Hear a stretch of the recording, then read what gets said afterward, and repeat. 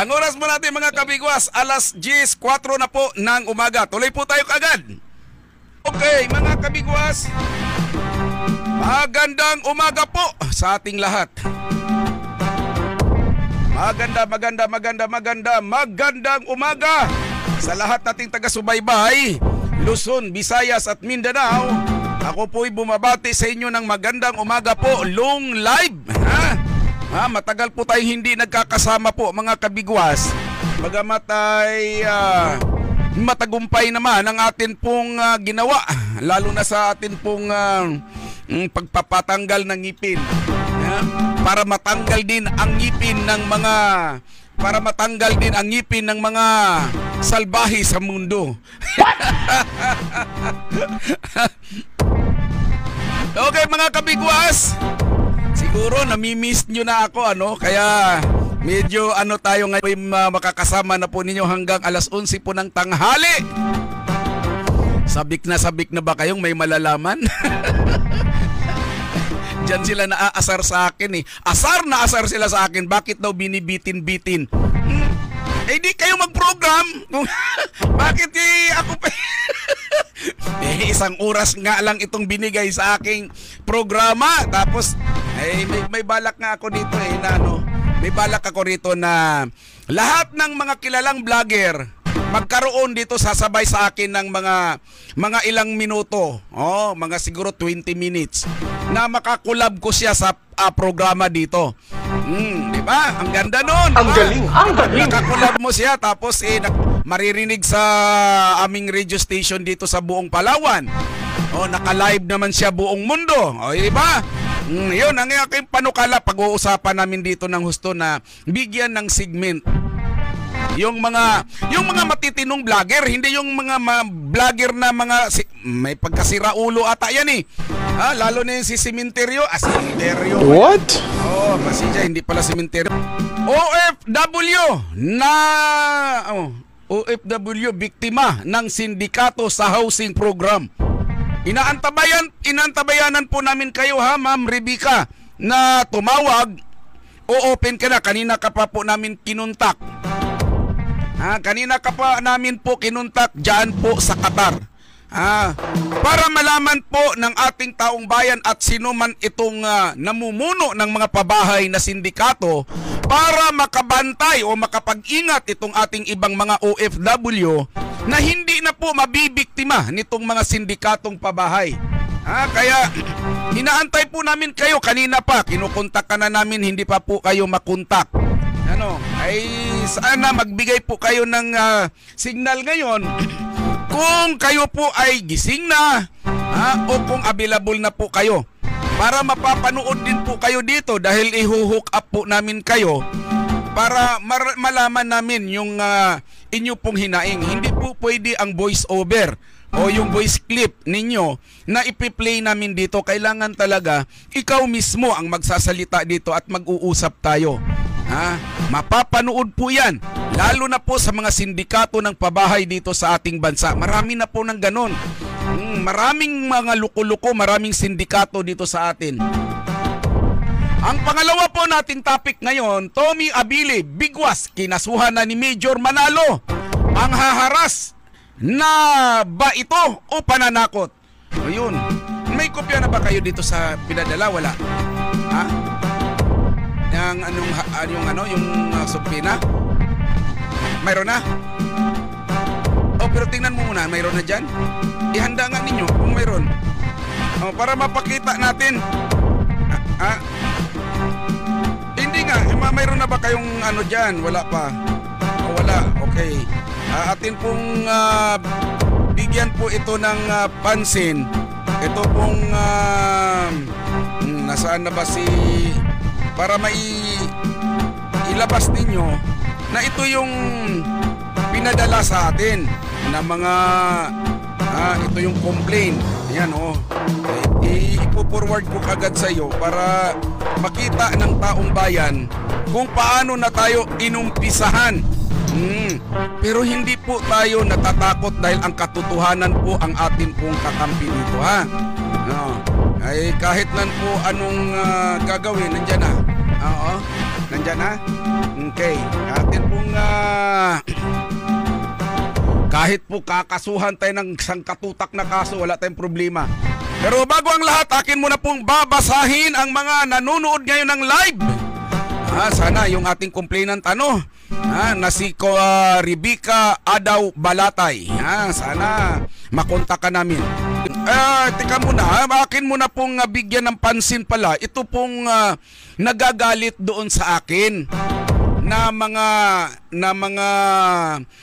nanonood doon sa aking live noong nakaraan. Nalala niyo po na mayroon po akong tinalakay na isang broadcaster sa kabilang himpilan po yan. Sa kabilang himpilan po yan.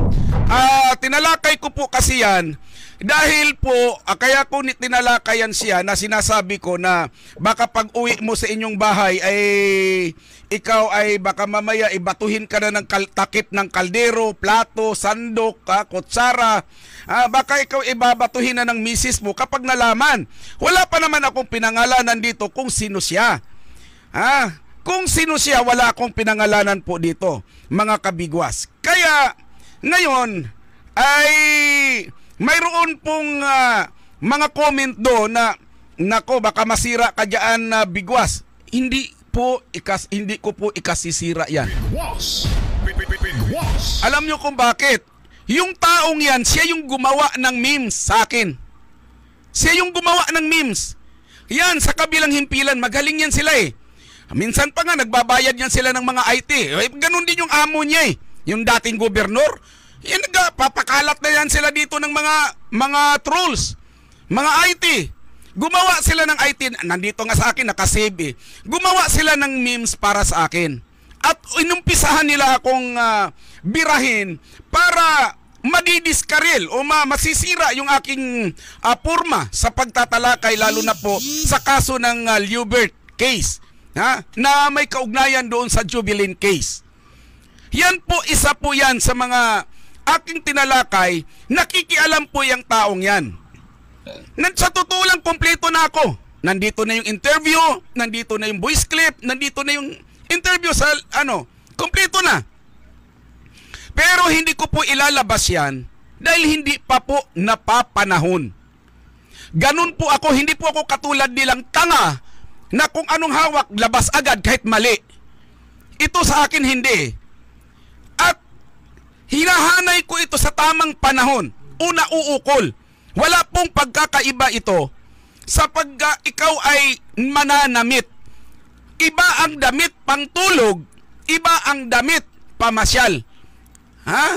Hindi yung damit mong pangtulog, gamitin mong pamamalingki at pamamasyal.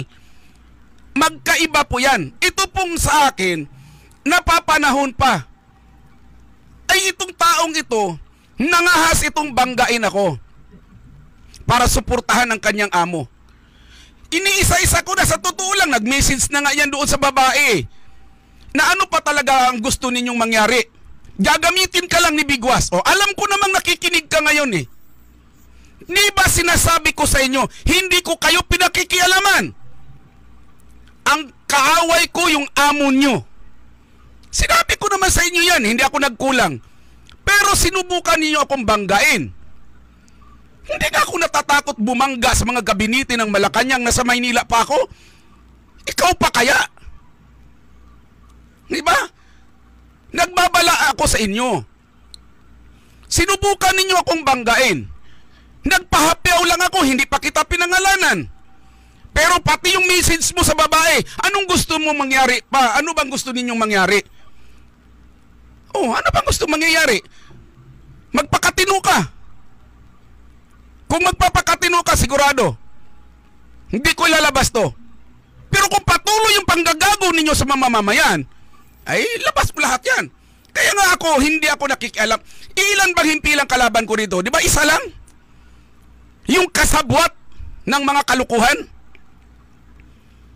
Pag sinabi kong tumigil kayo dahil amo nyo yung kalaban ko, hindi kayo. Kaya kung gusto nyo ko hamunin, labas ko to. Kung hindi ba kayo mga gago? Alam ko, empleyado lang kayo. Ang kalaban ko, amo ninyo. Magayos-ayos kayo. Ngayon sasabihin ninyo, sabihin ng mga supporter ninyo dyan, masisira ka dyan. Anong masisira? Sila nga ang gumagawa ng paraan para masira itong aking pagbubroadcast, pagtatalakay sa mga kaso ni Liobert. Sila ang gumagawa. Eh kayo kung ayaw ninyong, hindi nyo nagugustuhan, di wag ka manood, hindi ka naman kawalan sa akin. Hindi ko kayo kailangan. Kahit hindi ka manood, mayroon naman akong area dito, mayroon naman ako sa radio station ko. Ngayon kung nakikinig ka lang sa radyo, patayin mo radyo mo. Hoy!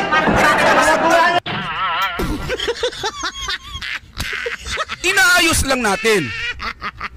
Inaayos lang natin ito. Kaya ako nagbabala sa inyo. Sinasabi ko lang naman, ang diwindi lang at saka yung adik ang kalaban ko dyan. Kahit sa lahat ng himpilan. Alam ninyo yan. Pero pag nakikisaw-saw kayo, ingatan ninyo, wala kayong baho.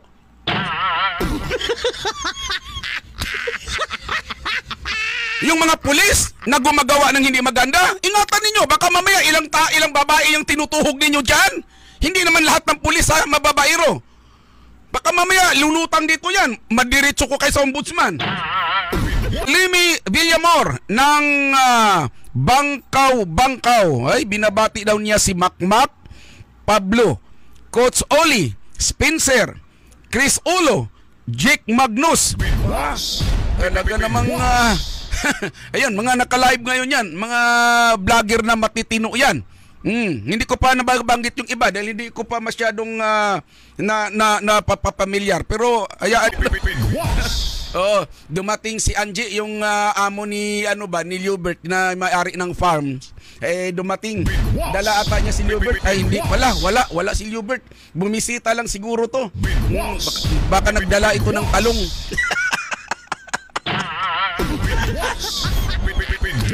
Okay. Itong si Dandan, itong ng Brother Travelers, abay, ito ngayon ang pumatol kay Misteryo. Kita nyo na?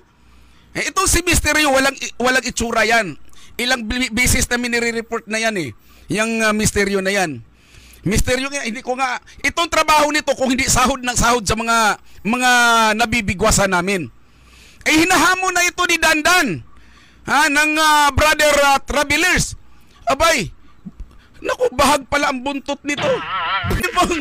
Ang amin pong YouTube channel po is Bigwas Official. I-search mo lang yan, Bigwas Official. I-subscribe nyo po. Kahit hindi na kayo manood dyan, doon na kayo manood sa mga vlogger. Tuwang-tuwa lang ako kapag mayroon akong mga subscriber na napakarami, ay tuwang-tuwa ako. Pero kung sabihin niyo na kumikita ako dyan, hindi ko pa nga alam kung paano kumita dyan. Mabuti pa magtinda ako rito ng kangkong, kikita pa ako. Di ba? Hindi ko pa alam yan. May gulay. Nahimuot man lang ko. Kulang na lang na Nura Onur. Oy, mga Bisaya, kumusta kayo ay? Basahin ko muna to bago tayo mag-topic. Ato, may wirong message dito. Sabi dito, Sir Tommy, kumusta? More power. Innerlist TV, nakakulab po from Ontario, Canada. Oy, salamat sa mga taga-Canada. Mabuhay po kayo dyan. Doon sa mga nanonood po kay Nerlist TV, ay huwag niyong kalimutan yung aming channel. Masaya na ako. I-subscribe nyo lang, pero huwag na kayo manood doon. Dito na kayo manood. Gusto ko lang marami akong subscriber. Bigwas Official. Sa YouTube po yan. Okay, ito naman. Galing ng 500. Good morning, Idol Tommy. Pakibigwasan naman ang dating barangay kapitan sa barangay Tagburos na nagpang-agaw, pinangbinta ang inagaw niyang lupa gamit ang mga piking papilis. Inagaw niya lupa ng mga Bautista dyan sa barangay Tagburos. Kasabwat niya pinagbintahan kuno ay si Lulo na politiko ngayon. Malawakan na tatambakan nila ang likod ng puton sa mga Bautista po. Ang lupa na yan, niskwat nila. Sir Tom, tulungan nyo po sana ang pamilyang Bautista. Papuntahin nyo rito. Kasi ang isang ordinaryong tao dito kapag nakaputol ng bakhaw o magtirik lang ng tirahan sa loob ng bakhawan, hinuhuli, tinatanggal, dinidimulis. Pero kapag politiko, kita mo mga bakhaw tinatambakan, likod ng puton, puro bakhawan yan. Pero walang aksyon ang aming lokal na pamahalaan. Maging ang DNR, inutil. Papuntahin nyo po dito yan. Tingnan natin yung mga papel niya at dokumento niyan. Kilala ko yan, yung sinasabi ninyong lulo. Matandang politiko na yan. Okay? Okay po, ganito naman po mga kabigwas. Galing naman po sa 843. Idol Bigwas, sana makontent din ang Tansa Police Station sa panghuhuli nila ng walang katotohanan. Papatungan nila ba ng drugs yung nahuhuli nila? Sige po, ganito po gawin ninyo. Hingi kayo ng blatter doon sa panghuhuli, tapos yung complainant, isend ninyo po sa messenger, padala nyo po sa akin. Tatalakayin po natin. Naalala ninyo yung issue sa Batangas nung nakaraan, nung pandemya? O ako rin yun nandoon na mamayagpag doon, na mayroon tayong mga pinatanggal doon at mayroon pang mga barangay official na tanggal doon, di ba? At may nakasuhan pa. Alam nyo po ba na ang kumalat na balita nandoon na raw ako sa Amerika. Kasi daw, ako po ay inaasikaso ko na ang carbon dating. Ang ganda ng balita. No? Nakarating ako kagad ng Amerika. Pero totoo pong inaasikaso ko ang carbon dating. Lagot.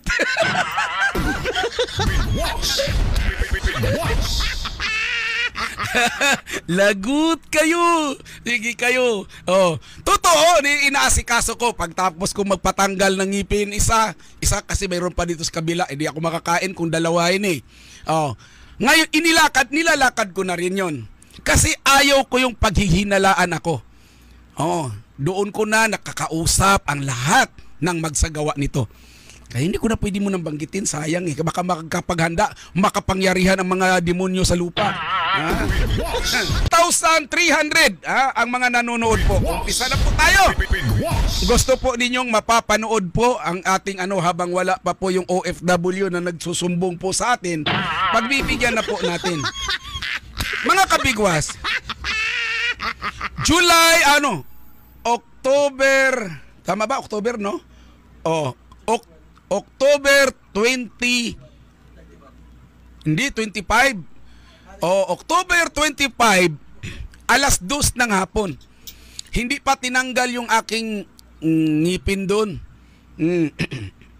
Na habang ako ay may nagsasabi ng mga vlogger na galit sa akin, na ako daw, kaya daw ako hindi napapanood dahil nakakulong. May nagsabi naman, kaya daw hindi ako napapanood dahil nandoon ako sa Amerika. Aba, hindi nga ako makaalis ng puntang Hong Kong, Amerika pa. Ayan Okay. Ito po mga kabigwas.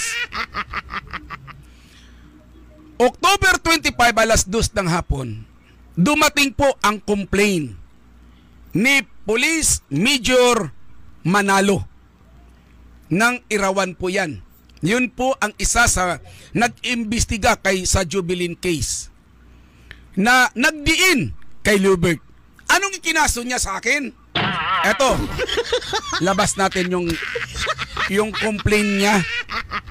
Tingnan nyo po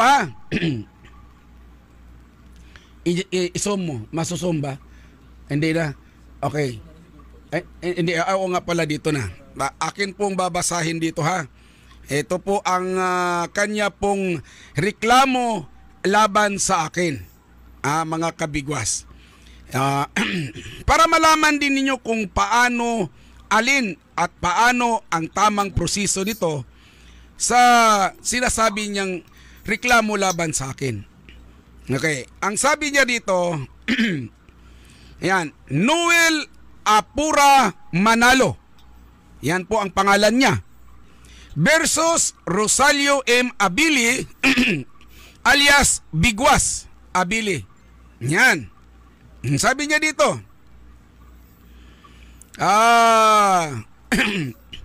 sabi dito, ang docket number number 4 17 INB. Pinasa nila sa Fiscal's Office. Ito mga kabigwas. Violation of Republic violation of tama. Republic RPC to Artikulo 154, unlawful use of means. Ano tong means na sinasabi niya? Unlawful use of means of publication and unlawful utterances in relation to Republic 10175 counts. Parang lumalabas dito, libel din to. Nagsampa siya ng 2 counts. Alam niyo po ba, pina-receive nila ito? Major Manalo, ito lang ang masasabi ko. Hindi po ako namimersonal ng tao. Trabaho lang. Trabaho mo yan, trabaho ko rin ito. Bilang broadcaster, karapatan kong bigyan ng komento ang mga maling pagkakamali ninyo. Kung mali, patunayan yung mali.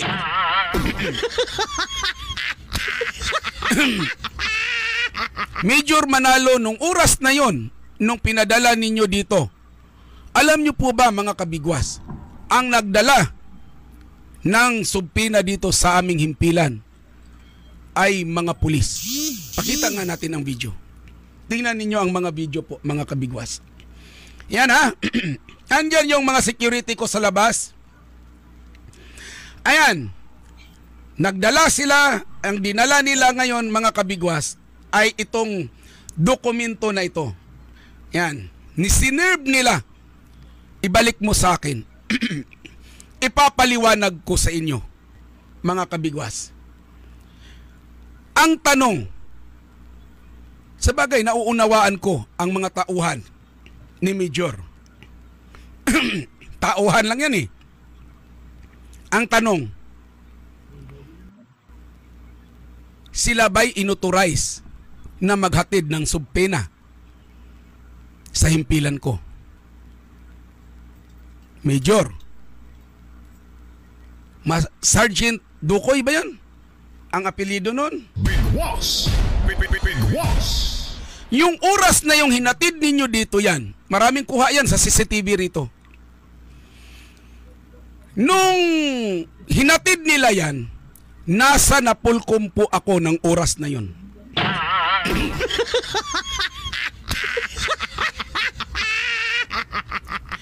Nasa Napolcom ako, nasa kanto ng Rojas, ng Quezon Boulevard at ng EDSA. Kasi pumunta ako sa 11th floor para doon sa opisina namin. Dati po akong presidente ng DILG. Nandoon ako nung mga oras na yon sa Napolcom. Nung bumaba ako, alam mo bang sabi ng mga kaibigan natin? Delikado to ah. Inauthorize ba sila ng korte?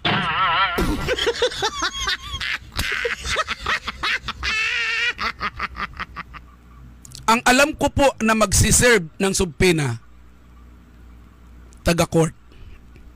Hindi po kayo. Paano? Kung maghaharap tayo sa Napolcom, maipapakita ninyo. Yung oras na yan dahil kinausap na namin ang court. May maipapakita kayong inauthorize kayo? May order ba ang court na kayo ang magdala ng subpena dito sa aming himpilan?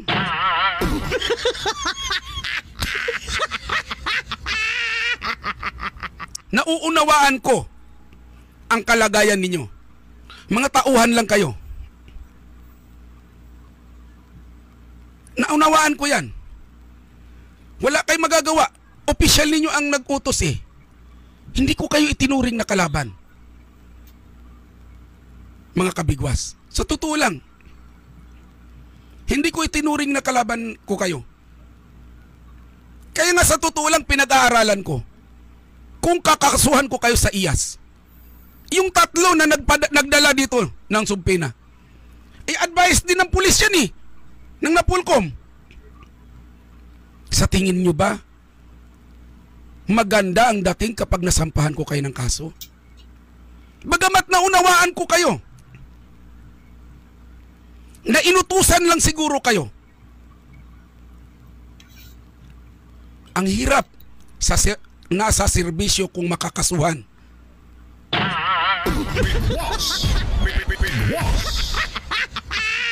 Pinag-iisipan ko pa. Kasi kung kukuha kayo ngayon sa court ng authority, mukhang magkakomplikado na. Nung isinerve po ninyo yan, sabi ko nga sa inyo, nasa DILG ako nun.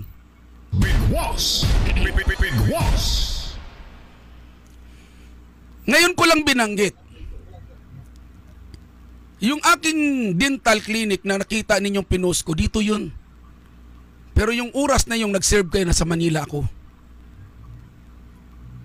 Dahil ako yung taong hindi marunong tumanggap ng pagkatalo, katotohanan. Gusto nyong matalo ang katotohanan, hindi ko tatanggapin yan. Marami akong nilalakad. Natsambahan naman ninyo. Nung mag-serve kayo ng inyong subpena, nasa Napolcom ako noon.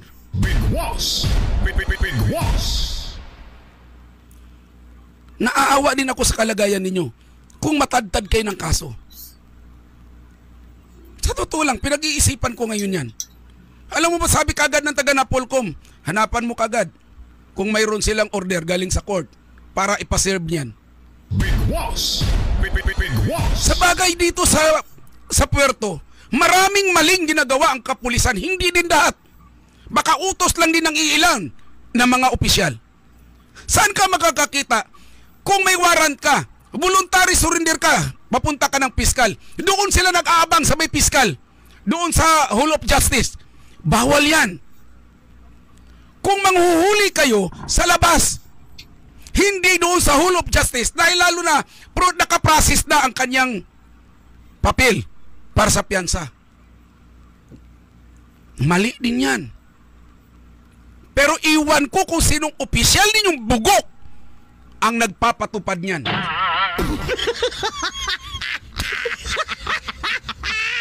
Ngayon, kapag matanggal kayo bilang mga pulis, matanggal kayo sa serbisyo, anong kababagsakan ninyo? Security guard.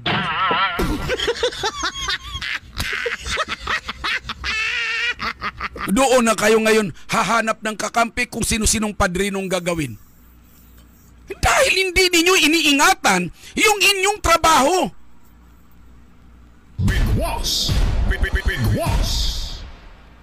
Ang taki mo kakasuhanaan nila ako. Wala nang problema yan eh. Diniritso mo na lang sana libel. Ano daw sabi niya? Unlawful of ano ba yun? Kalimutan ko. Di ba? Oh. Ayun na. Yung sabi niya na unlawful use. Libel daw. Kasi tinatalakay ko daw yung Nicole. Ay hindi ko nga kilala yung Nicole. Gumawa kami kasi lahat umano na asset dyan ay pinangalan ng Nicole. Kaya yung isa sa source ko, gumawa kami ng pangalang Nicole. Eh totoo palang may Nicole? Eh di totoong may asset. Di ibig sabihin totoong may kumuha ng kalansay.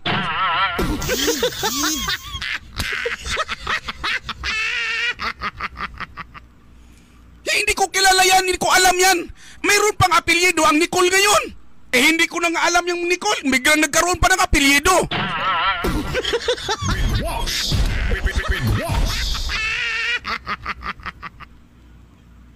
Nasilo ko lang kayo. Kung totoong may Nicole, eh in-interview ng bandera. May Nicole pala. Ay di totoong may asset. Eh di ibig sabihin totoo yung source ko. Na mayroong Nicole. Kasi lahat daw Nicole. Eh wala akong binanggit kung sinong Nicole yun. Eh biglang in-interview. Ngayon kakasuhan nyo ako unlawful use. Ano ba yan? Sanay naman ako niyan. Pero yung advice ng taga Napolcom, iyan ang lalong magdidiin sa'yo pag lumabas ang carbon dating. Gapangin na ninyo. Bayaran na ninyo lahat ang dapat bayaran. Dahil yan ang trabaho dito eh. Hindi ko rin sinasabing kayo ha. Pag nasasaktan kayo, sabihin naman, ba kung nasasaktan kayo, kayo siguro. Gapangin na ninyo para maging kasing edad nung bungo na yun ang sinasabi ninyong Jubilin. Mga kabigwas, gusto ko lang katotohanan. Hindi ako marunong magbinta ng prinsipyo. Tandaan ninyo yan.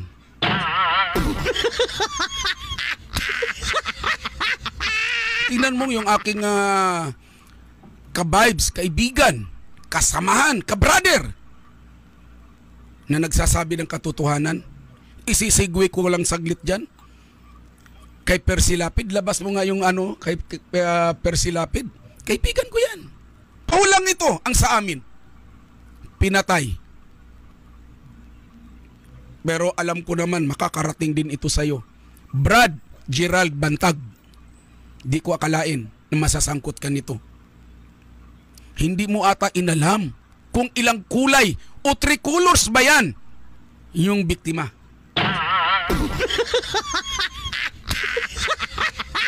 Nakikiramay ako sa pamilya ni Percy Lapid. Pero alam ko bro, mabibigyan ka ng hustisya. Hindi pumapayag ang nasa itaas na hindi ka mabibigyan ng hustisya. Kilala ko ang ama. Kaya sigurado, mananagot ang dapat mananagot niyan. Bigwas! Bigwas! Ako nga, binaril sa Baguio eh. Dami nila, di ba? 14. O, nasaan na sila ngayon? 2 na lang natira. Nasaan na yung iba? Kinuha na ni Satanas. Bigwas! Bigwas! Alam kong mabibigyan ka ng hustisya, tol. Huwag kang mag-alala. Binabati ko pala ang grupo nila KLP Veronilla dyan sa Davao City.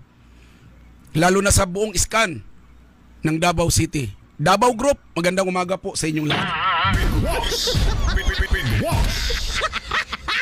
Si Gerald Bantag, kilala din ako niyan. Pero sana tol, masabi ko lang, ano man ang dahilan bakit namatay ang middleman, sana nasa katotohanan ka rin.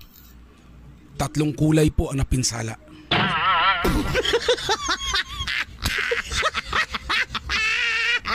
At alam ko naman yan, mabibigyan at mabibigyan yan ng hustisya. Pero anong sabi ng pamilya Mabasa? Handa kaming mag-antay, lumabas lang ang katotohanan. Pero ang Jubilin family, yung Galieno family, ilang days lang, tinanggap ng buto kahit hindi nila tiyak na si Jubilin ba yun. Ang galing! Ang galing! Kung wala lang sanang napinsala, walang naargabyado katulad ni Hubert Dasmariñas, hindi naman ako tatalakay niyan. Ang gusto ko lamang dito katotohanan. Yung totoo. Kailan pa ba kayo makikiisa sa laban? Kapag nangyari sa pamilya ninyo, pupunta ka sa isang lugar, tataniman ka ng droga. Tataniman ka ng kasalanang hindi mo naman ginawa. Papayag ba kayo niyan? Kami nga na maimpluwensya na ng tao, nagawan pa ng paraan. Kayo pa kaya na isang ordinaryong mamamayan? Bakit hindi tayo magkiisa? Magkaisa tayo. Andito tayo. Andito ako lalaban para sa katotohanan. Para matigil na itong kabuktutan ng mga tiwaling pulis. Magbabasa nga tayo. Ito, Isabela Saminado, dapat lang sana ang pulis na inutusan ay hindi susunod kung alam naman nila na mali. Bakit kasi sila mga uto-uto? Wala din silang magawa, ma'am. Kasi opisyal nila yan. Pag-iinitan din sila. Kaya nga ako pinag-aralan ko eh. Kung kakasuhan ko itong nag-serve nito, ito ang magsasakripisyo. Ang official nila, hindi. Inutusan lang to eh. Anong sabi ng taga Napolcom? Pag kinasuhan mo yan, kawawa yan. Oh. Ang iniisip ko naman, kung kakasuhan ko to, hindi kawawa lang yung ordinaryo. Yung official dapat ang magawa natin ng paraan, makasuhan. Big Boss. Big Boss. Dito, saan pa? Ay, salamat po sa nagbigay ng 99 stars ha. Nag-send ng 99. Si Baby Ruda. Salamat po. Big Boss. Big Boss. Juicy Tuling. Ay, salute. General Bantag. Naniwala ako sa'yo. Laban lang. Sa totoo lang, kaibigan ko si Bantag. Pero hindi ko rin alam kung anong dahilan bakit namatay ang middleman sa loob. Hindi rin natin alam ang laro. Bagamat isa siya sa naapektuhan doon sa laban. Pero tol, tandaan mo, 3 kulay ang nabiktima. Hindi papayag ang itaas niyan na hindi mabigyan ng hustisya. Sana makiisa ka rin. Big Boss. Akin mo na pong babasahin dito sa mga text dito galing po sa 709. Good morning, Sir Tommy. Talagang hindi otorisadong tao ang pagdadalhin nila ng subpina mo para magalit ka, para dumami ang makakaaway mo. Tagumpay sila, dapat sa kanila magpabunot ng sungay, hindi ngipin. Oy, ex-barangay captain. Ay, talagang sa Kabuyaw, Laguna daw siya. Ex-barangay captain ng Banay-Banay, Kabuyaw City, Laguna. Mabuhay po kayo, Kap. Salamat. Tama yung kanyang idea. Para dagdagan ang aking kalaban. Dahil yung 3 na yun, kapag kasuhan ko sa Napolcom yun, magagalit na sa akin. Magagalit na sa akin. Kaya nga pinag-aralan ko eh. Ang dapat kasuhan natin, yung opisyal. Bagamat mali ang ginawa nila, pero susunod lang yan eh. Sumunod lang yan. Kaya, nag-isip ako, kung kakasuhan ko tong 3, 2 babae, 1 lalaki, kawawa. Tapos kalaban ko na yan. Huwag kayong mag-alala. Hindi ko pa naman yan ikinaso eh. Tinalakay ko lang kung ano ang mali. Naintindihan ko kayo. Trabaho lang ninyo yan. 3 company ang hinanap ng court. 4 na company na ang nakausap ko. Willing din ang mga taong tutulong. 4 na kampaning magkakaisa. Sige, bayaran na ninyo. Pero alam ko hindi mababayaran yun. Magkakahiyaan tayo doon. Maniwala kayo. Pero hindi ko po yun pwedeng sabihin. Hindi ko pwedeng ilabas ang lahat ng alas ko. Ikasisira po yan ng ating investigation. Abang-abang lamang po kayo. Takot ay nasa isip lamang. Ako po, si Tommy Abili, ang inyong sumbungan at sandigan para labanan ang mga katiwalian. Ako ang inyong Big Boss!